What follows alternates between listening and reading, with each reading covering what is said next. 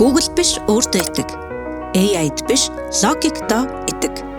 Википедиагаас илүү чухал нэг зүйл бий. Тэр бол яагаад гэж асуух чадвар. Харсан бүхнээ асуултаар сольж, мэдсэн бүхнээ задлан шинжилдэг хүмүүсийг мэдлэгт дурлагсад гэдэг. Тархиа асаа. Энэ бол нууцлаг зүйл биш.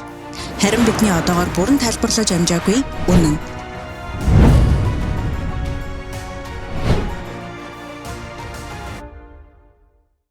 Гэмгүн оротон болоод үлдчих юм уу? Эргээд харахад бид нар анчны үг хэллэггүй. Оюутны машин жишээлбэл чөдөр ороо гэж. Зээ төсөө ингэж үргэлжлүүлээ явж байгаа юм шиг тийм оюутл ахгүй юу? Тухай хэлнээс нь орчуулахгүйгээр шууд болгож байгаа. Ажил мэргэжлийн хэл гэж юу вэ? Ажил мэргэжлийн хэл хэн юунд хэрэгтэй вэ? Ажил мэргэжлийн хэлийг буруу хэрэглэснээр гарах үр дагаврууд бий юу?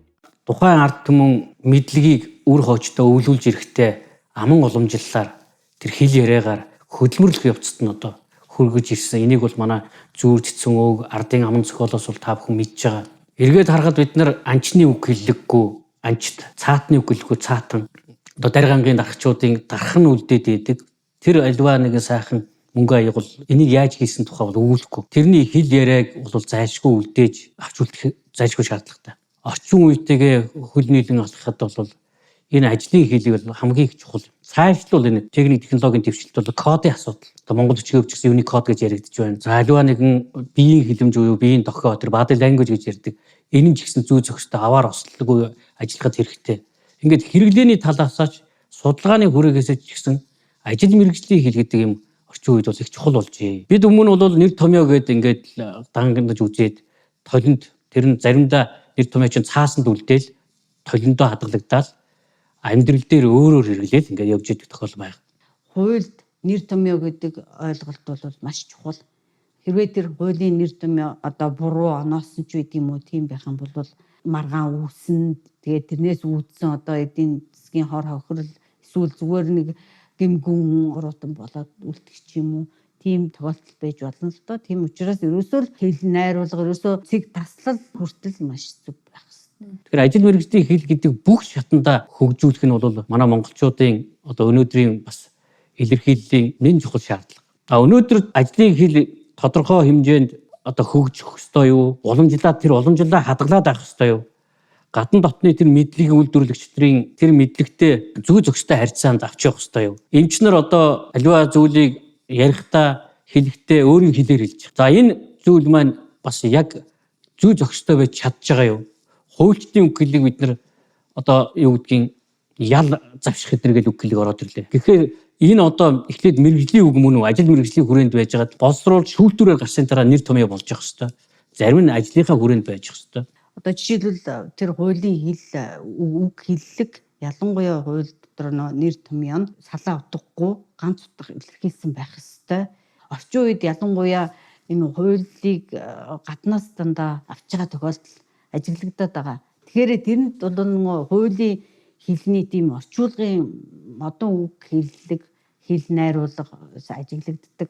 Боловсруулж байгаа хууль орчуулж байгаа хүн нь шууд өөрөө нэг ингээд орчуулад авцсан байдаг. Гэтэл өөр нэг одоо салбарын хүн ч юм уу өөрөөр орчуулад тэр нь хоорондоо нөгөө авцалдаа байхгүй нэр томьёо одоо тийм үг хэллэгийн одоо зөрүүтэй байдлаас үүдсэн асуудал бол манай одоо орчин үед маш их тулгарч байгаа. Бүх салбарт ганц хууль гэхгүй ер нь салбар болгонд тохиолдож байгаа юм асуудал. Жишээлбэл одоо цэргийн одоо ажил мэргэжлийн хүрээнд бид нар мөрдөс гэдэг үгийг хэрэгжилж байдаг. Энийг бол Чойл Увсан жогч бол нэр томьёо болгосон. Доктор Погон гэдэг үг байсан тийм ээ. Түүний мөрийн дис буюу одоо мөрөн дээр тийм ээ. Мөрийн дис буюу мөрдөс гэж одоо хэрэглээд байна. Ер нь одоо шинжилгээ ухаан хэл шинжилгээний талаас үзэх юм бол нутгийн аялал, нийгмийн аялал гэж хоёр ийм аялгауны хэлний хүүд байдаг.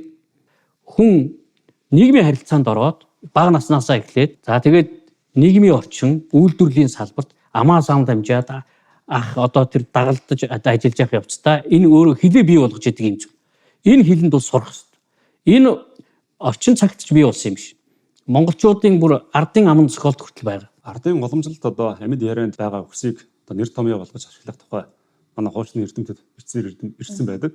Тухайлх юм бол одоо оюутны машин жишээлбэл чөдөр араа гэж араа байна. За машин зүрх араа. Энэ болохоор гол араа гэсэн үг шүү дээ.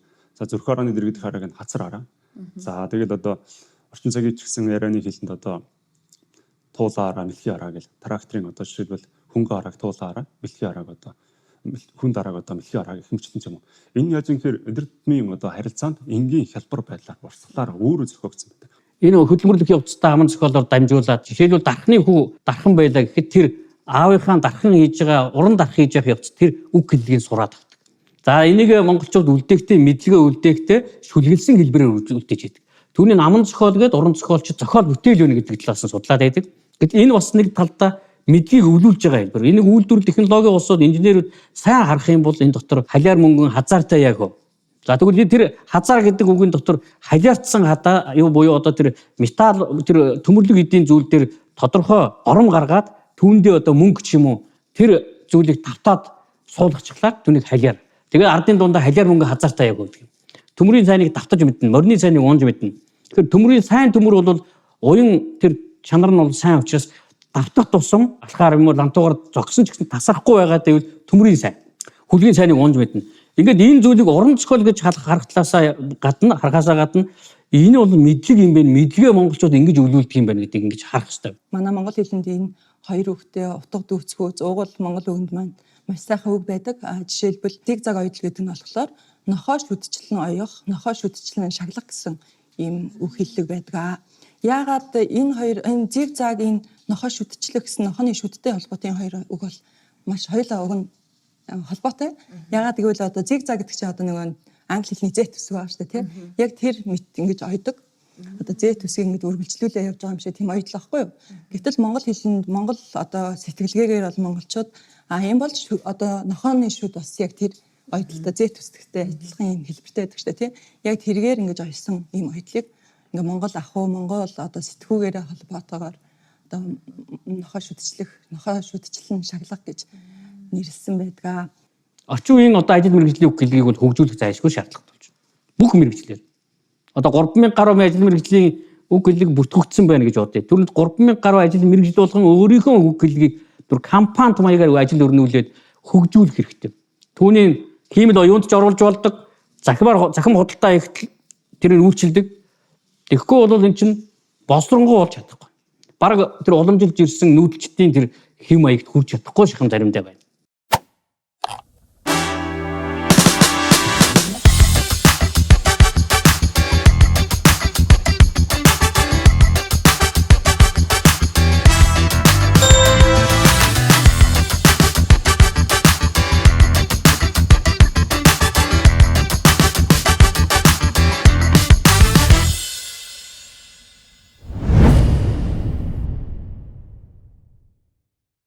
Өнөөгийн нөхцөлд мэрэгжлийн хэлийг тэмдэг, тэмдэглэгээний тогтолцоотой нэгт уялдуулах замаар тал бүрээс нь бүрэн дүүрэн цогт судлах шаардлага бий. Зарим судлаачийн үзэж байгаагаар мэрэгжлийн салбарын харилцааны буюу шинжлэх ухааны хэлний мөн чанар нь уран зохиолын хэлийг бодвол багийн хэл ярианы хэлбэрээр илэрдэг байна. Мэрэгжлийн хэллэг гэж мэрэгжлийн салбарын харилцаанд үйлчилж байгаа өвөрмөц үүрэгтэй хэлний нэгж юм. Уг хэлийг шинжлэх ухааны хэл, тусгай хэл, тусгай зориулалтын хэл, мэрэгжлийн хэл гэх зэргээр янз бүрээр оноо нэрлэжээ. Япон хоолн дээр ингээд ярихад одоо Япон хэлнээс суши, сашими, удон гомон, собо гомон гэх мэтчлэн ийм үндэсний онцлог шинжийг хадгалсан одоо эдгээр мэрэгжлийн үгийг үл тухайн хэлнээс нь орчуулахгүйгээр шууд болгож байгаа. Тэгэхээр ялангуяа энэ ажил мэргэжлийн юунд тулгараад ирж байна. Гүчи яриа бол яриа ямар юунд хэрэгтэй юм бэ гэдэг. Би түрүү хэлсэн ажил мэргэжлийн бол мэдлэгийн нэг хэсэг. Одоо инженер гэвэл инженерийн нэг хэсэг явах хэрэгтэй. Инженер гэдэг хүртэл яриатай боллоо. Зурглаач гэвэл зурглаачийн нэг хэсэг явах хэрэгтэй. Хэл учраас энэ нэг хамаагүй гэж явснаас болоод алдаа хүрээд өөрөөр хэлбэл компьютерт орох, дохио өгөх, хиймэл оюунд ороход алдаа гарч магадгүй. Аваар осол. Энэ хаана мэдэгддэг вэ гэхээр эрүүл мэндийн салбар. Хууль, аваар ослын тохиолдол. Энэ дээр илүү их мэдрэгдээд иж магадгүй. Гэтэл бүх шатанд бол мэдэгдэж явах. Нэр том гол нь. Угаасаа мэрэгжлийн өгч бас тухайн ажилтнуудын байдаг. Харин амьдралын өдөртмийн харилцаанд одоо автоэрийн салбарт ч юм уу нэр томьёоч байд. Энэ гэсэн том мэрэгжлийн өгч байд. Аль аль нь нийлж байж одоо хоёулаа нийлж байж мэрэгжлийн хэлийг бүрдүүлнэ. За үүнийхээ одоо ойлголт тогтооны буруу зуруу тайлбарлах, аль эсвэл зарим мэрэгжлийн үг нь итгээд өөр сонин гажууд байдлаар идэрх ч юм уу ийм зүйл бас байгаа. Үүнийг одоо нэр томьёо одоо хольж болохгүй. Мэрэгжлийн үг нь бол одоо тийм нэг элдв сонин аргаар үүсдэг. Харин нэр томьёо бол яг одоо тойл бичиг гэр журамдэр тогтооно. Түүнийг хийн шинжээжд болон тухайн салбарыг мэрэгчлэнүүд хамтарч одоо гүйцэтгэх юм нэг одоо онцлогтой. Мэрэгжлийн үг бол яг өдөр тутмын харилцаанд л үүсдэг. Хүнд механизмын энэ салбарт мэрэгжлийн хэл ер нь хэр хэрэгтэй шаардлагатай байгаа гэж та бодож байна? Салбар болгонд л одоо мэрэгжлийн хэл өөрөө буй болно шүү дээ тийм үү. Үүнийхээ одоо нэр томьёог сайхан журмлаад, тогтолцоотой боловсруулад мэрэгжлийн үгийг ч гэсэн тойл бичиг болгож гаргаад ингээд авсаргаад ингэж одоо зайлшгүй хэрэгцээ шаардлагатай. Энэ одоо тухайн салбараар дөнгөж мэрэгжиж байгаа хүмүүст бас тусад юм болно. Энэ мэтээр ажил мэргэжлийн салбар болгон өнөөдөр өөрийн хэлнийг хөгжүүлэх тэр ажил мэргэжлийн хэл гэдгийг би тийм байдлаар салбар доторх илэрхийллийг хэлээд байна. За миний гол хэлэх гээд байгаа энэ санаа бол Монголд бол ерөөсөө их хэл түүнийг дагсан нутгийн аялгау, нийгмийн аялгау гэж хоёр зүйлэл байна. Тэгээ энд бол хоёр харьцаа гарч байна. Уламжилт одоо ажил мэргэжлийн хэл, орчин үеийн ажил мэргэжлийн хэл. Уламжлалаасаа бид нар авахтаа тэрийг нэгэд одоо дата сан, өгөгдлийн сан бичвэр үлдээж чадаагүй тэрийг даруй бичвэр болгож үлдээх хэрэгтэй. Өнөөдөр бүх салбар дээр ажил мэргэжлийн хэлбүүдээ бүтээж чадах юм бол одоо эрэлт хэрэгцээнд нийцсэн үйлдвэрлэлийн үр дүн гарна гэж ингэж